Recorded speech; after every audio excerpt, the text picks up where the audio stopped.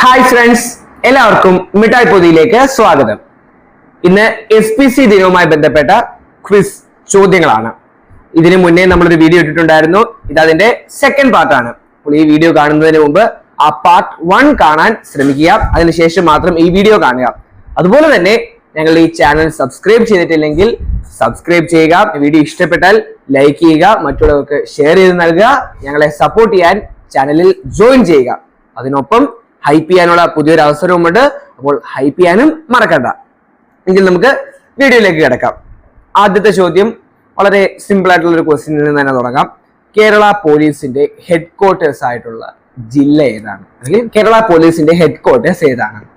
അത് നമുക്കറിയാം, തിരുവനന്തപുരമാണ് കേരള പോലീസിന്റെ ഹെഡ് ക്വാർട്ടേഴ്സ്. തിരുവനന്തപുരം. പക്ഷേ കേരള പോലീസിന് ഒരു പരിശീലന അക്കാദമി ഉണ്ട്, ഒരു ട്രെയിനിങ് അക്കാദമി. അതെവിടെയാണെന്ന് അറിയുമോ? തൃശൂർ ജില്ലയിലാണ്. കൃത്യമായിട്ടുള്ള സ്ഥലം രാമവർമ്മപുരം. രാമവർമ്മപുരം, തൃശൂർ. അവിടെയാണ് കേരള പോലീസ് ട്രെയിനിങ് അക്കാദമി ഉള്ളത്, പരിശീലന അക്കാദമി. അപ്പോൾ കേരള പോലീസിന്റെ ഹെഡ് ക്വാർട്ടേഴ്സ് തിരുവനന്തപുരമാണെങ്കിലും കേരള പോലീസിന്റെ ട്രെയിനിങ് അക്കാദമി ഉള്ളത് തൃശ്ശൂരിലെ രാമവർമ്മപുരത്ത്. ഇനി കേരള പോലീസിന്റെ ആപ്തവാക്യം വളരെ പ്രശസ്തമാണ്. നമ്മൾ കേൾക്കാൻ സാധ്യതയുള്ള, നമ്മൾ ഉറപ്പായും കേട്ടിട്ടുള്ള ആപ്തവാക്യമാണ് കേരള പോലീസിന്റേത്. അത് മൃദുഭവേ ദൃഢകൃത്യേ.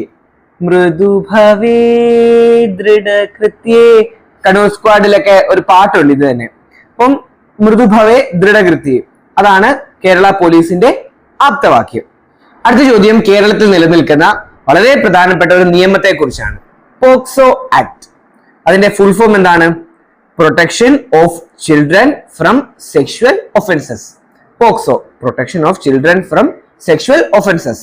കുട്ടികളെ ലൈംഗിക ചൂഷണത്തിൽ നിന്ന് സംരക്ഷിക്കുന്നതിന് വേണ്ടിയുള്ള നിയമമാണ് പോക്സോ ആക്ട്.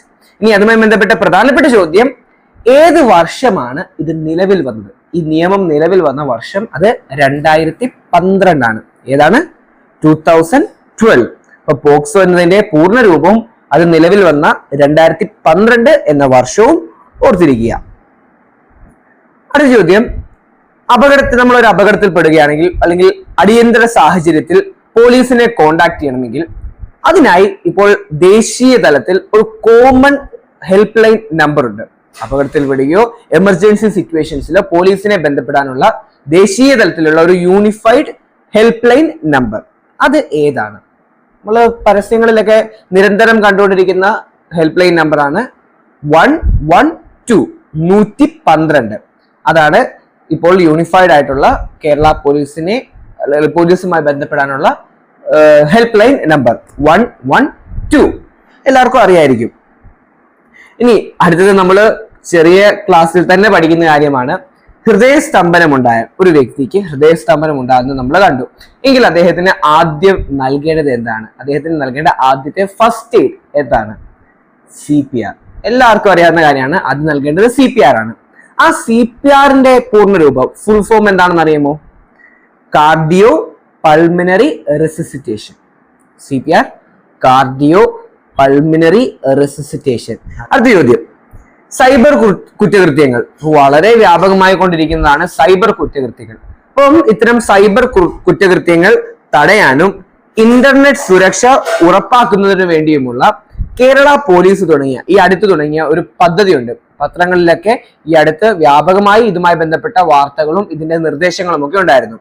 സൈബർ കുറ്റകൃത്യങ്ങൾ തടയുക, ഇന്റർനെറ്റ് കൂടുതൽ സുരക്ഷിതമാക്കുക.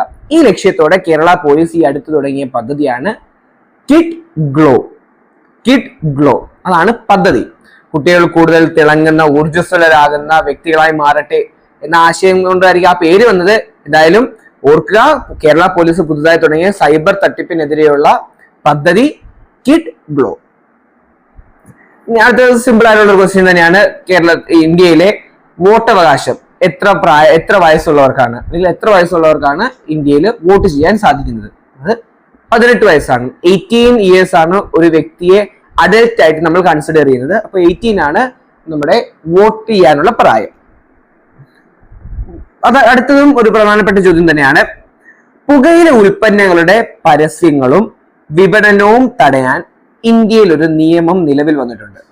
ഇന്ത്യയിലെ പുകയില ഉൽപ്പന്നങ്ങളുടെ വിപണനവും അതുമായി ബന്ധപ്പെട്ട പരസ്യങ്ങളും തടയുന്നതിന് വേണ്ടിയുള്ള നിയമം 2003 അത് നിലവിൽ വന്നത്. ആ വർഷം ഓർക്കുക, 2003.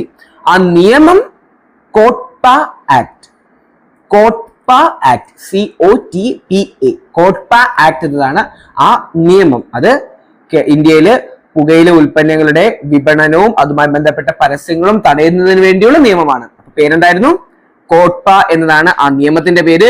നിലവിൽ വന്ന വർഷം 2003. അടുത്തത് വളരെ ഇൻട്രസ്റ്റിംഗ് ആയിട്ടുള്ള ക്വസ്റ്റ്യൻ ആണ്. ഇൻട്രസ്റ്റിംഗ് ആണെന്ന് പറയാൻ കാരണം ആ ചോദ്യത്തിന്റെ ആൻസർ ആണ്. ചോദ്യം ഇതാണ്: ഇന്ത്യൻ നാഷണൽ സെക്യൂരിറ്റി അഡ്വൈസർ അതാരാണ്? ഇന്ത്യയുടെ നാഷണൽ സെക്യൂരിറ്റി അഡ്വൈസർ അത് അജിത് ഡോവൽ ആണ്. അജിത് ഡോവൽ. ആ പേര് ഈ ഇടയ്ക്കായിട്ട് നമ്മള് വളരെ ഫ്രീക്വന്റ് ആയിട്ട് കേട്ടുകൊണ്ടിരുന്ന ഒരു പേരാണ് അജിത് ഡോവൽ. അതിന് കാരണം ദുരന്തർ സിനിമയാണ്. ദുരന്തർ സിനിമയിൽ മാധവൻ അവതരിപ്പിക്കുന്ന ക്യാരക്ടർ ഈ അജിത് ഡോവലിന്റെ ഇൻസ്പിറേഷൻ ആണ്, അല്ലെങ്കിൽ ആ ക്യാരക്ടർ തന്നെയാണെന്ന് പറയാം. അജിത് ഡോവലായിട്ടാണ് മാധവൻ ദുരന്തർ സിനിമയിൽ അഭിനയിക്കുന്നത്. അപ്പോൾ ഓർക്കുക, ഇന്ത്യയുടെ national security adviser Ajit Doval. വിവരാവകാശ നിയമം, റൈറ്റ് ടു ഇൻഫർമേഷൻ ആക്ട്. നമ്മളൊരു പരീക്ഷയ്ക്ക്, ഏത് പരീക്ഷയാണെങ്കിലും ഉറപ്പായിട്ടും SPC ഉൾപ്പെടെയുള്ള പ്രവേശന പരീക്ഷകൾ അതുമായി ബന്ധപ്പെട്ട ക്വിസിലൊക്കെ പോകുമ്പോൾ നമ്മൾ ഏത് മത്സരത്തിനും അറിഞ്ഞിരിക്കേണ്ട കാര്യമാണ് വിവരാവകാശ നിയമം, റൈറ്റ് ടു ഇൻഫർമേഷൻ ആക്ട്. അതെന്നാണ് നിലവിൽ വന്നത്? 2005 ഒക്ടോബർ 12, 2005 ഒക്ടോബർ 12 വിവരാവകാശ നിയമം നിലവിൽ വന്ന വർഷം. അത് ഇമ്പോർട്ടന്റ് ആണ്. റൈറ്റ് ടു ഇൻഫർമേഷൻ ആക്ട് നിലവിൽ വന്ന വർഷം ഏതായിരുന്നു? 2005 വർഷം. Date October 12, 2005 October 12. എക്സൈസ് വകുപ്പ് കുട്ടികൾക്കിടയിലുള്ള ലഹരി ഉപയോഗവും അതുമായി ബന്ധപ്പെട്ട വിപണനവും ഒക്കെ തടയുന്നതിന് വേണ്ടി സ്കൂളുകളിൽ പുതുതായി ആരംഭിച്ചിരിക്കുന്ന അല്ലെങ്കിൽ തുടങ്ങിയിരിക്കുന്ന ഒരു ക്ലബുണ്ട്. അതിന്റെ പേര്, ക്ലബും എക്സൈസ് വകുപ്പിന്റെ ലഹരി വിരുദ്ധ പദ്ധതിയുടെ പേരും ഒന്ന് തന്നെയാണ്. അപ്പൊ അത് സിമ്പിൾ ആണ്. നമ്മള് ലഹരി വിരുദ്ധവുമായി ബന്ധപ്പെട്ട ക്വിസിനും ലഹരി വിരുദ്ധ ദിനമൊക്കെ അടുത്ത് വരികയാണല്ലോ. അതുമായി ബന്ധപ്പെട്ടൊക്കെ നമ്മൾ കേൾക്കുകയും നമുക്ക് സ്കൂളിൽ അവയർനെസ് ഒക്കെ നൽകുന്ന പദ്ധതിയാണ്. പേര് വിമുക്തി. വിമുക്തി ക്ലബ്ബുകളാണ് സ്കൂളുകളിൽ ഉള്ളത്. അപ്പൊ അത് എക്സൈസ് വകുപ്പിന്റേതാണെന്ന് ഓർക്കുക. കുട്ടികൾക്കിടയിലെ ലഹരി ഉപയോഗവും അതിന്റെ വിപണനവും തടയുന്നതിന് വേണ്ടിയുള്ള പദ്ധതിയാണെന്ന് ഓർക്കുക. അപ്പൊ അതിന്റെ പേര് വിമുക്തി. വിമുക്തി പദ്ധതി സ്കൂളുകളിൽ തുടങ്ങിയിരിക്കുന്ന ക്ലബിന്റെ പേര് വിമുക്തി ക്ലബ്ബുകൾ.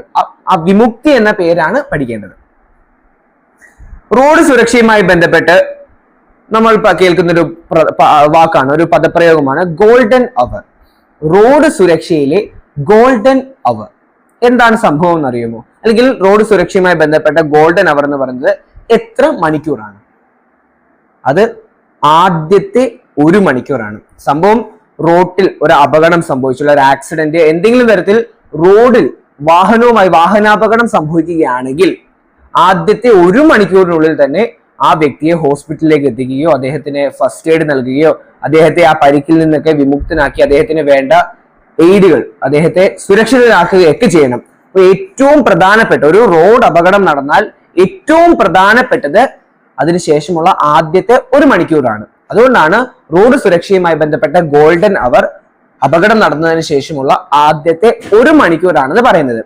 അതുപോലെ തന്നെ സൈബർ തട്ടിപ്പുമായി ബന്ധപ്പെട്ടും സൈബർ സുരക്ഷയുമായി ബന്ധപ്പെട്ടും ഒരു ഗോൾഡൻ അവർ ഉണ്ട്. അത് എത്ര മണിക്കൂറാണെന്ന് അറിയുമോ? അത് 2 മണിക്കൂറാണ്. സൈബർ തട്ടിപ്പ് നടക്കുകയാണെങ്കിൽ അല്ലെങ്കിൽ സൈബർ തട്ടിപ്പ് നടന്നു എന്ന് നമുക്ക് ചെറിയൊരു സംശയമെങ്കിലും തോന്നിയാൽ ആദ്യത്തെ 2 മണിക്കൂറിനുള്ളിൽ തന്നെ നമ്മൾ ഈ വിവരം സൈബർ പോലീസിനെയോ അല്ലെങ്കിൽ പോലീസിനെയോ ഒക്കെ അറിയിക്കണം, മറ്റുള്ളവരെ അറിയിക്കണം എന്നതാണ് ആ ഗോൾഡൻ അവർ എന്നതുകൊണ്ട് അർത്ഥമാക്കുന്നത്. അപ്പം 2 ഗോൾഡൻ അവറുകൾ പരിചയപ്പെട്ടു. ഒന്ന് റോഡ് സുരക്ഷയുമായി ബന്ധപ്പെട്ട്, അത് ആദ്യത്തെ 1 മണിക്കൂറാണ്. അപ്പോൾ സൈബർ തട്ടിപ്പുമായി ബന്ധപ്പെട്ട ഗോൾഡൻ അവർ ആദ്യത്തെ 2 മണിക്കൂർ. കേരളത്തിൽ പഞ്ചായത്തുകളിലെ സ്ത്രീ സംവരണം എത്രയാണ്? എത്ര ശതമാനമാണ്? അറിയാം, 50%. 50% സ്ത്രീകൾക്ക് സംവരണം നൽകുന്നുണ്ട് പഞ്ചായത്തുകളിൽ. അപ്പൊ ആ കാര്യം ഓർക്കുക, പഞ്ചായത്തുകളിലെ സ്ത്രീ സംവരണം 50% ആണ്. കുട്ടികൾക്കെതിരായിട്ടുള്ള അതിക്രമങ്ങളും ഇപ്പോഴും വലിയ കുറവൊന്നും സംഭവിക്കുന്നില്ല. അപ്പം കുട്ടികൾക്കെതിരെ അതിക്രമങ്ങൾ നടന്നാൽ അത് അറിയിക്കുന്നതിന് വേണ്ടിയുള്ള ഒരു ചൈൽഡ് ഹെൽപ്പ് ലൈൻ നമ്പർ ഉണ്ട്, ഒരു ചൈൽഡ് ലൈൻ നമ്പർ. അത് എത്രയാണെന്ന് അറിയുമോ? നമ്മളുമായി ബന്ധപ്പെട്ട ഹെൽപ്പ് ലൈൻ നമ്പർ ആണ്. നമ്മൾ എന്തായാലും അറിഞ്ഞിരിക്കണം. 1098 1098 1098 1098. എങ്ങനെ വേണമെങ്കിലും നമുക്ക് പറയാം. ആ നമ്പർ ഓർത്തിരിക്കണം. 1098 1098. അങ്ങനെയായിരിക്കും ആ ഒരു പ്രാസത്തിന് പറയാലോ, 1098. അങ്ങനെ ഓർക്കുന്നതായിരിക്കും കുറച്ചുകൂടി ഈസി. അപ്പം കുട്ടികൾക്കെതിരെയുള്ള അതിക്രമങ്ങൾ അറിയിക്കുന്നതിന് വേണ്ടിയുള്ള ചൈൽഡ് ഹെൽപ്പ് ലൈൻ നമ്പർ 1098. ഇത് 24 hours വർക്കിംഗ് ആണ്. സോ കുട്ടികൾക്കെതിരെ ഏത് അതിക്രമം നടന്നാലും ഈ നമ്പറിൽ നമ്മൾ അറിയിച്ചാൽ മതി. 1098.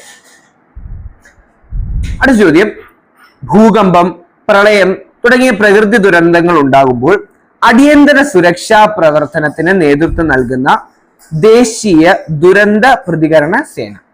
ഒരു ദേശീയ ദുരന്ത പ്രതികരണ സേനയുണ്ട്. പെട്ടെന്നൊരു ദുരന്തം സംഭവിക്കുകയാണ്, ഒരു പ്രകൃതി ദുരന്തം സംഭവിച്ചാൽ അവിടെ വളരെ പെട്ടെന്ന് തന്നെ സുരക്ഷാ മാർഗങ്ങൾ നടത്തി അവിടെ സുരക്ഷാ മാർഗങ്ങൾ കൊണ്ടുവരുന്ന ഒരു പ്രത്യേക സേനയാണിത്, ഒരു ദേശീയ ദുരന്ത പ്രതികരണ സേന. അതിന്റെ പേരറിയുമോ? NDRF.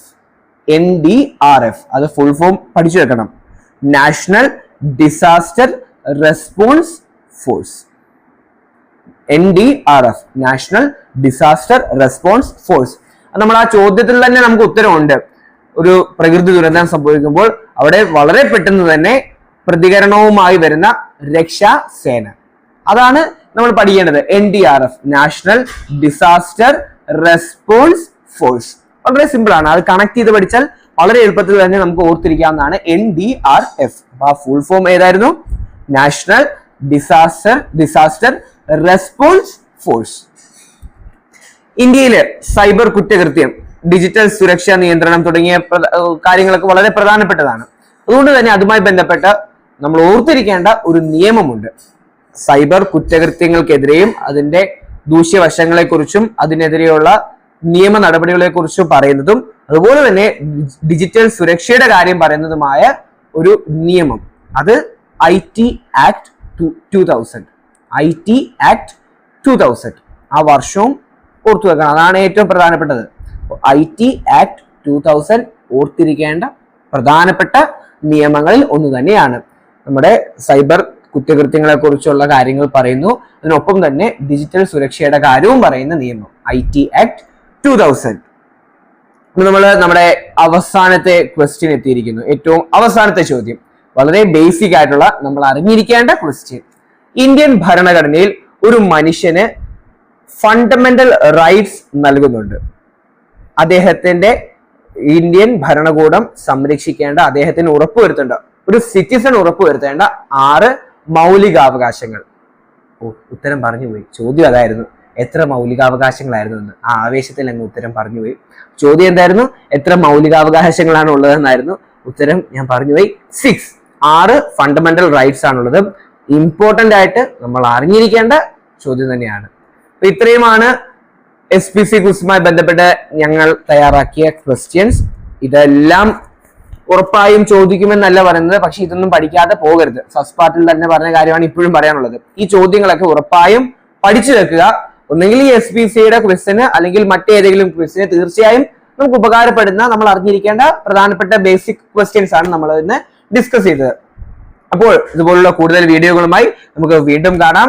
ചാനൽ സബ്സ്ക്രൈബ് ചെയ്യാനും ചാനലിൽ ജോയിൻ ചെയ്യാനും സപ്പോർട്ട് ചെയ്യാനും മറക്കണ്ട. പുതിയൊരു വീഡിയോയിൽ കാണുന്നത് വരെ ബൈ. സ്നേഹപൂർവ്വം കോട്ടയത്ത് നിന്നും നെബേ.